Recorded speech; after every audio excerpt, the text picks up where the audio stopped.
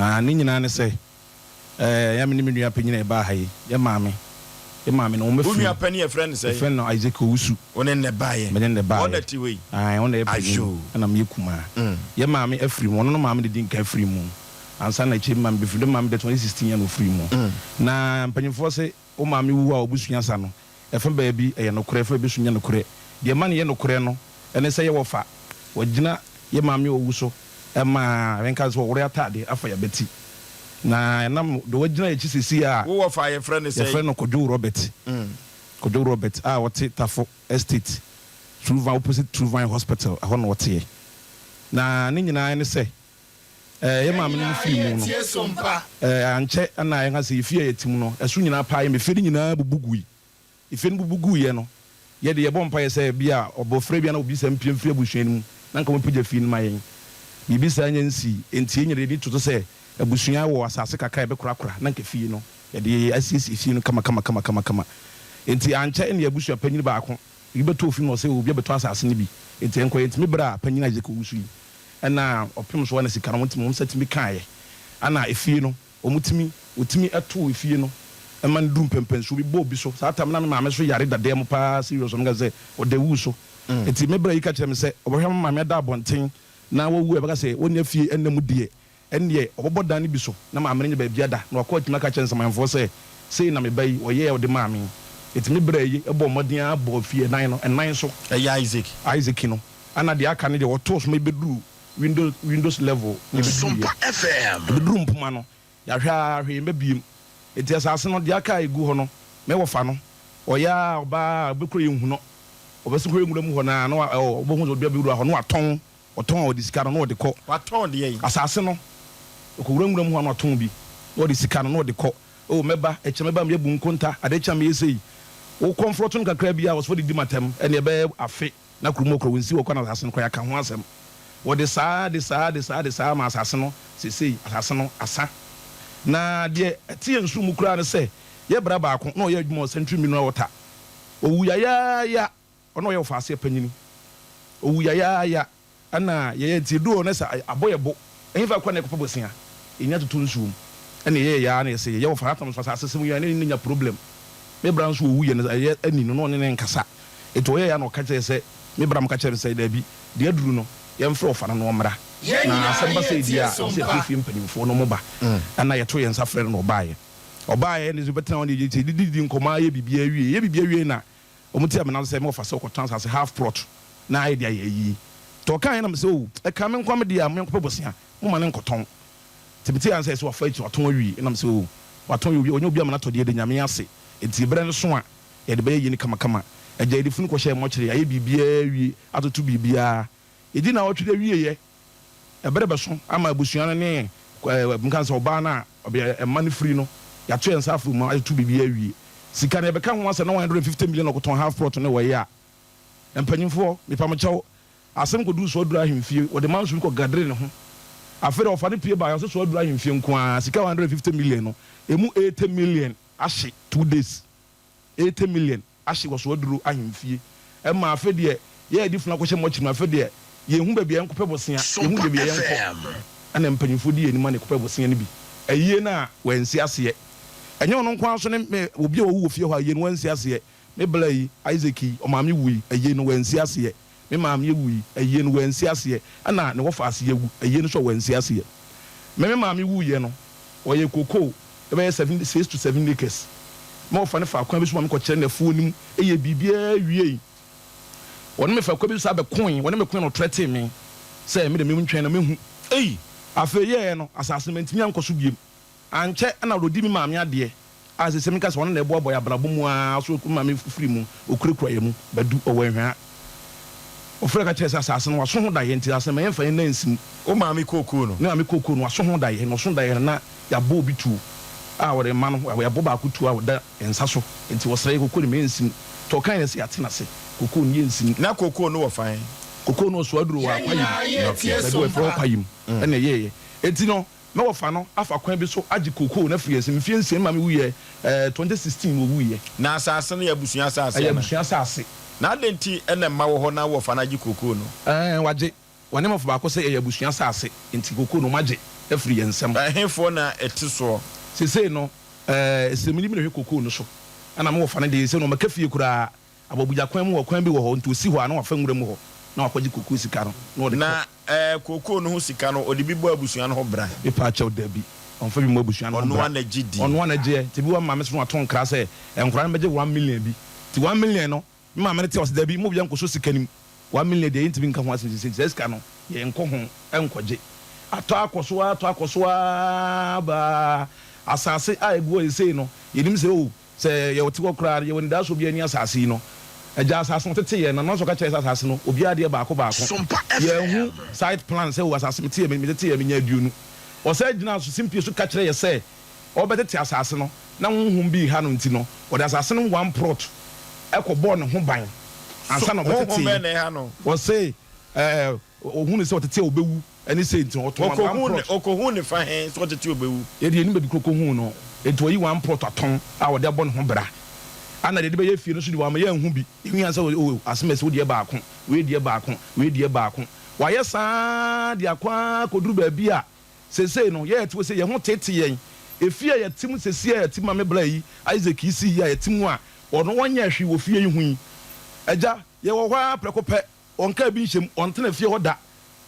anya hwe da se fie se fie no bu yi a ye me bra yi si yi abaye no me wo fa no ontena fie hoda wo ubehu anu obewura ho obeje se kan no atwetwe krata bi so no ahyehyekye bibi no ode ahye fom no aya ye hu ye kura no ye hu nim friends na we de twansu mu kura nse na nsane ne ye wo fie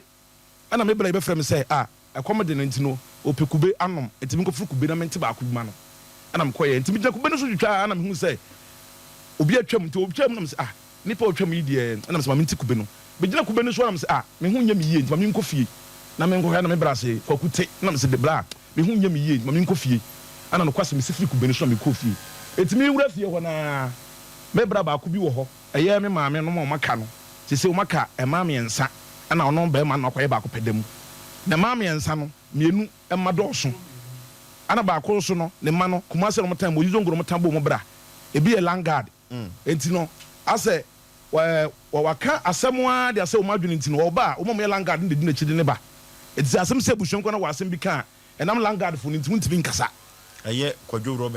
Robert no wo woni nwe bi wo fe no Osama SOMPA FM Osama no de dina chi e de na ba o de sei Osama no Bin Laden kan ho dabi wakoje nka wanda yi gugu ne nsane na yi na batimu enti wodi ne be wura fie ho a asem a obeka no untimi nka bi ubie wane yesi ya ne Osama mommo enti ama obia ntimi nkasa Osama no abu obi pen Osama no me bra yikura ne be me bra yikura yi ne kura no omba ya krom wese woni ensa okakere so okoduru so oduru abonte so na ba Osama na empajifo matena se me nhwe se obi akoda ana panyini ana so oduru atrankonwa no mo traditional council no me hu ase ombeka fa no ho ombeka fa sa abrante no ho e wo kuru nim enti se sia no wo fa no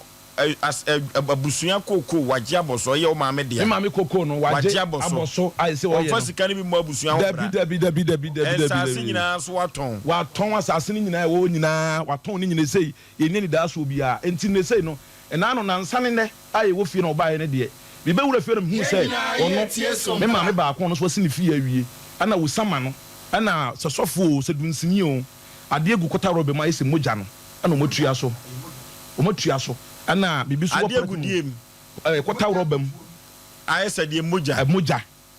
ana gutuam ana yetuye wase ba bia waduro no eya yi hu wo se na emoja anasa ade bi gu galom ana ye den emoja ana egu kota robe m nti otu amana na nipa no de achinse sofo se confuse dunsini o no yi ade bi free politin no de atum na sata na momo wei satam na me brade e wo kire etikube etim na mbe wura fie ho kane because me ho mfame etim ma mbe wura fie mehwe no etim be pie so mu so mu hwehwe moje ne gu ade ni mu no ana me ka kire nsai ade na wo ye no me mpene so ma ne nye e wo fie ho ana o se ye nyina efie wo te pampan se ye moja e bon e moja wo ko ana susu se e nipa moja ana se ye nantwie moja mitimi nkire ana se aponti moja e moja e wo ko ta robem kan ana otu amana ode guma ode bi su pitepete fie ho enti se wode guma ade asem no oka eno de manti asem oka no omutu baako a oye otu mienu a wode bi pete no ana se sofo de dunsini no ibopri ni se me ma ni hwie ade ni bi ngu amana ni mu biem ana se de me kasa oboa ana me se me ma ni hwie ngu enti me ni ye kikiri no na me bra so hye ne ba mu obi enwom enti ye nipa nyina ba ba ya so me bra ete me bra ba ye no se di asemo ana me bra be hu se ya ade se na ekoso tie no ye sa na me ma me ba ko ka ho afa so mo ka kye ne se ye ntimi mra wo mu ebusuafe no mba be yo ma de ntimi mra wo mu ana me se ndo mo kasa na ebusuafe on be yo ma de na mo am ye ebusuafe o mo bo mamane oni obi akra nka bibia ye de be no mo be ye no ebusuafe ye nim adekopɔ tintem mba MC afo famfo nyini ni ntoso enti no e no mo tutu amana no mo di moja ni gum odi moja ni gu amana nim na wo yo akata so enti ba ko di gu amana nim kra no ko sensuo e wo me valandem e be hwie gu moja no amana no de nim e hwie gu so mo fie honini ye fie honini enti no me hwie gu so ye moja no gu he o mo hwie gu amana nim amana mo tutu amana bi wo fie ho okay yeah mo ko Facebook no so ye kwani akwa he moja no a mranti kewe dua ye atwere we de ai ye dua na ba yire ahoma asesa no ajo se mo hona yi hunti no bibi atwere obi be busa no TV so anoti order for ko Facebook no SOMPA 93.1 SOMPA TV Ghana subscribe share afoforo hwe bi na wontie bi sa na Twitter no eso SOMPA TV SOMPA FM YouTube abogafo ade no eso SOMPA TV orofo abusua senya kama de no akwakoyew sade no akwakoyew asem foforo kra se no enipa no untimi ntini paase busua fi ho no eno no ka amramra no ese na ka producer twa amramra no tentem next time twa amramra no tentem ba bi etwitwa fai ye be bransan ya kwa duru ba bi aye pe no o se yehu se amna ni bi nie ne moja ni bi egum tentem so ye bre no enti sesia no wo fa no kwa asore we asore de o de akata nani obo wan so sofu esi achi ade akyan wasan o ni nwoma mbi wo ho mudi nachi etu won ede hu asore pote pa wokro enti ade na no mo ye no abusuafo sen ena na edi akire a no mo ye sa ade abusuafo mu di akire no me wo fa ne gina baako ni nua ba ko gina baako ni nua ba woni ho ne ba na efe no sama no ano no ka ho ana dunsini na sofo no so ka ho osusu se den amana no mo tuom di moje egu no de no mo pese o mo kire ye de ye hunu nyema pii mu esan se fie ho abusuanu o hwe o pe mu a mo ye controversial pa meni minuen ene controversial nyina so se abusua no bibia betum pon so beton asase wanto no kwampa so ye nte ase da ebiara no ba bibi papi bo fie ho ene ye beti wase enti no ye adwene yetim se ade no mba baye no se bia yen ene mo pe yen ana bio ye bra no ko wu century ho no oba so aduro ho kwasiada edwada ebranda wukuada ya wada efiada na me bra no jai to so owu ya ewo menhia hospital ni wo no ye nte ase meni minua nyina na abusua ni nyadua na abusua ni kwa nyina na monte ase na mo be na mo atu afa ho ana mo de papa yetu ana mo pi na afa ho yetu ana mo pi na afa ho eyiye no kura na nsima sisi wa ase no ene eyi no me wo fa na ngasa mkura yi no ama yi no afe ohwe wa o ya bonsa wo fie kotimi to abeka kire wo se eyiye no ma o mayi medin afrim tins e me bonsa oh e ma e me bonsa ado kura dom sa ende nim entino waye saade na ma no ato akoso afe de ekoye threaten e mo ka kire se sa asam no awo ka se otimi wura film ka se mamu mayi no mayi ho afiri no o na bo wa mane oh se ye me kan se ye kro ahemfie wo kro mu ho no de wa ba ho se me kan se ye se ne pese bi de obedi kro no so no kra no aha owura ahemfie kro ko mane se mamu mma me bonsa ana sabe ade bibia to foma ye okro mu nko ade wo ye den a ye ho de beti se obi a wo no o ye no ana sabe wuja wo na no e den a anya hwe kwa de pampan de bebo aba ma yate galon we na ne moja ne gum no galam ne ho na otutu no omututu amana no amana ni nie producer we na se na ka utwa amana no tentem enti amana no enie wodi moja ne bi gu ha wodi gu amana nim no makata so to do gu mu na mso ko fa kuru asensu na mso be hwe gu amana nim se me nte na se ma ne nye sa ade no to amana be me yensa se nan ana ɔde mogya na kan bi wura dam ɛdan bi wɔ yɛ nyon completed bi nyanya yi ana ɔde bi pitepete dan nim ana ɔde bi pitepete obusa no sɛ deɛ no ɔba bɛyɛ ebia na sɛ abusua no kora mom no ɔbɛbɔ mo ho bai ɔma kwan kram yɛ musa no ɔma kwan ɛna ɛyɛ bambɔ so na wɔpɛ yɛn a ɔtim bɛduru kurom hɔ mehu yɛ kora deɛ efie ne yɛ adwanafoɔ sɛbe yɛ tano wɔ fie ɛbɛduru bi a dabɔni bi ibetimi akase bi a yɛnhu nsɛm fansɛm gu fɔm ma mpanyimfoɔ ana abosomfoɔ yɛwɔ fa yɛnhu ne bi da ɔtim bɛduru kurom hɔ efie kura ɔnwura hɔ ɛmɛkyea ɔkyɛkyɛ fafa nyinaa no ɔnyɛ hwee wobɛhu so wɔwura fie hɔ a na yɛ rituals no babɛyɛ saa rituals no yɛ anam susu sɛ yɛdeɛ yɛ yɛnim yɛnima kora obi wɔ kɔ tim basɛ bi a gold wɔ hɔ nti bi a gold mɛkɔ bi ɛsi gold wɔ ase nti no gold ho dwuma na mba bɛdie de mate bi afiri na no pɛn no ɛyɛ gold pani yɛdi nkɔmmɔ a yɛdi nkɔmmɔ yi sɛ yɛpete mogya sɛ yɛtu amana de gum ɛyɛ 2 tens ida sɛ wɔbɔ abusua no ho bai anaasɛ wɔbɛbɔ abusua no ɛfɔm ɛhe na woka wogyina megyina sɛ wɔbɔ abusua no fɔm okay yɛnkɔ ahoma so na yɛne no nkɔtwetwe nkɔmmɔ wɔgye pɛne yɛ sɛ wɔne yɛbɛdi nkɔmmɔ anwummere yi nti yɛnkɔ Dr. KKB Herbal Center Divines Doctor orofo yɛnkɔ ne yɛnkɔ to nkyea ne yɛnkɔtu yɛde ase Dr. KKB say bra ne bɛto nkyea yɛde bibre bia de firi tunua no kosu na ase obetu ase deku na wɔde ama wo ɔsɛ menka nkyɛ ɔsɛ tema committee 25 af Kenya as number 2 Tachiman wɔ hɔ Accra Weja Old Barrier Obehu Dr. KKB Herbal Center Yankonye kotu yade ase 0246 716 982 0246 716 982 Dr. KKB Herbal Center wofrao penipano ejina homa so yanko na yene no enko twetwe enkomo sei papa memo akwaba ya media aponto sei adia kani na wo so Amia dumboko michiamu ni wabagafo nyina dawase pani kwadwo Robert nie Elias ejawro aju wabo ho mna niam mani age papa ene asem bi hwehwe ya so kakra na yenwiase te enka anu ya yedea mayen na ya pusu ya waje yesuo yi no emu betumi ada ho fan amayen panipa babia ya nenamu a yekeka koro no ano eden abrante efre no Isaac Owusu uni no enimo no na odie no omu yenu nyina ye ofase wo fase ni mpon ne wo mo